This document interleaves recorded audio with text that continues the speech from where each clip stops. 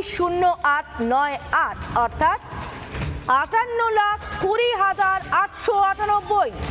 এই যে সংখ্যাটা দেখছেন, এটা নাম বাদ যাওয়ার তালিকায় এই সংখ্যাটাই রয়েছে, অর্থাৎ খসড়া তালিকায় যে নাম বাদের তালিকা, সেই বাদের তালিকায় রয়েছে এই নাম্বারটাই 58,20,898। এতজনের নাম বাদ গিয়েছে, কিন্তু তাতে ভয়ের কোনো কারণ নেই। বাদের তালিকায় নিজের নাম দেখতে পাচ্ছেন, নিশ্চিতভাবে হয় আপনি স্থানান্তরিত বা আপনাকে খুঁজে পাওয়া যায়নি। মৃতরা তো নিজেদের নাম নিশ্চয়ই তালিকায় খুঁজছেন না। যিনি স্থানান্তরিত বা যার নাম খুঁজে পাওয়া যায়নি, তিনি অনায়াসে এবার ফর্ম 6 ভরে নিজেদেরকে এসআইআর ভুক্ত করতে পারবেন। আমাদের সঙ্গে এই মুহূর্তে সরাসরি রয়েছেন আমাদের প্রতিনিধি অনুপম। চলে যাব অনুপমের কাছে। অনুপম, দর্শকদেরকে একটু বিস্তারিতভাবে বোঝাতে চাইবো যে এই 58,20,898 নাম বাদের তালিকায় যদি নিজেদের নাম দেখেনও, তাতেও তো ভয়ের কিছু নেই। কেন ভয়ের কিছু নেই বারবার বলছি আমরা, দর্শকদের যদি তুমি বুঝিয়ে বলো।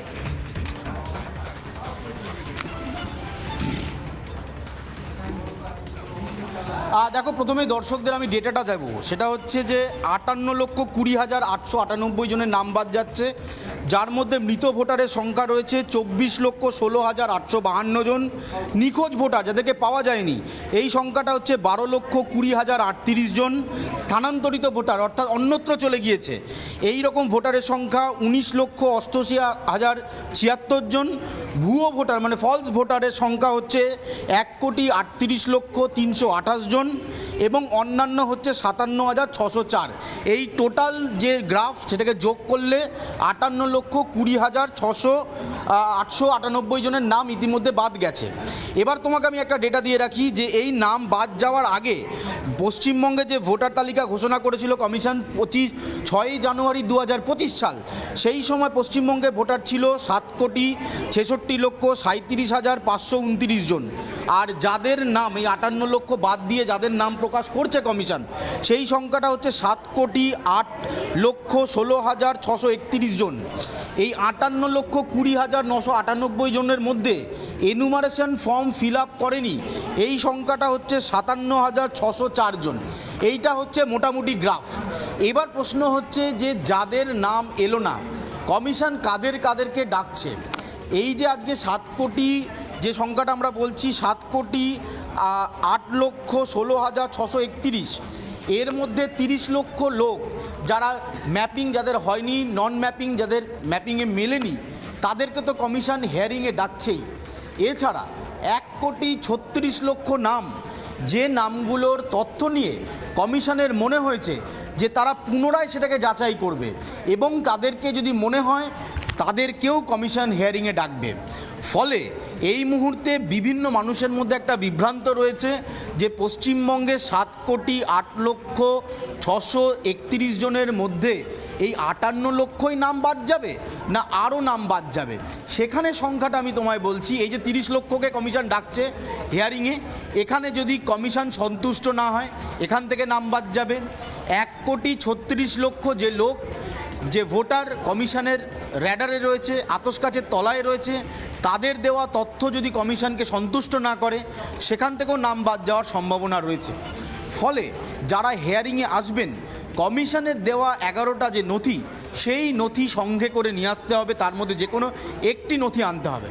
এবার প্রশ্ন হচ্ছে যে কমিশনের কেন মনে হচ্ছে এই 30 লক্ষ লোককে হিয়ারিংয়ে ডাকতে হবে।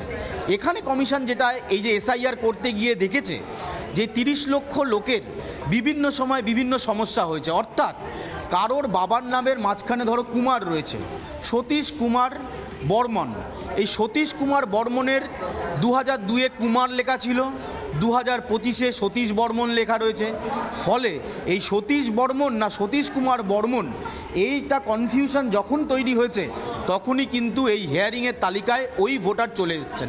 এক, দ্বিতীয়ত হচ্ছে 2002 সালে বাবার নাম যেটা ছিল, সেখানে বাবার যা বয়স ছিল 2025-এ গিয়ে দেখা যাচ্ছে ছেলে এবং বাবার বয়সের মধ্যে 15 বছর 20 বছরের 15 বছরের ডিফারেন্স, যেটা সম্ভব নয়। সেখানে অনেকেই দেখা যাচ্ছে, আমরা এরকম একটা বালিগঞ্জের ঘটনা দেখেছিলাম, সেখানে দেখা গেছে যে সেখানে যিনি ভোটার তিনি বারবার অ্যাপ্লাই করেছিলেন কিন্তু কমিশন সেটাকে কাটেনি বা তার বয়সটা ঠিক করেনি। ফলে বয়সের যে ফারাক, সেখানেও কমিশন মনে করছে যে হ্যাঁ এদেরকে ডাকার প্রয়োজন আছে, তাই এদেরকে হিয়ারিংয়ে ডাকা হচ্ছে। ফলে কাদের হিয়ারিংয়ে ডাকা হবে, কাদের হিয়ারিংয়ে ডাকা হবে না, তার নির্দিষ্ট গাইডলাইন কমিশন তৈরি করে ফেলেছে। 30 লক্ষ ভোটারকে ডাকা হচ্ছে, 1,36,00,000 ভোটার, সেটা কিন্তু আর একটুখানি ব্যাখ্যা করে আমি একটা বিষয়টা বোঝার চেষ্টা করবো। ধরো স্থানান্তরিত ভোটার কেউ একজন, ধরো আমি দেখলাম যে আমার নামটা আগে যেখানে ছিল সেখান থেকে বাদ গিয়েছে, স্থানান্তরিত ভোটার হয়েছি আমি ফর্ম 6 ভর্তি করে দিলাম, তারপরেও কি আমাকে হিয়ারিংয়ে ডাকা হবে, না এটা কমিশন ঠিক করবে সেই ভর্তি হওয়া ফর্মটা দেখে যে তাকে ডাকা হবে কি হবে না?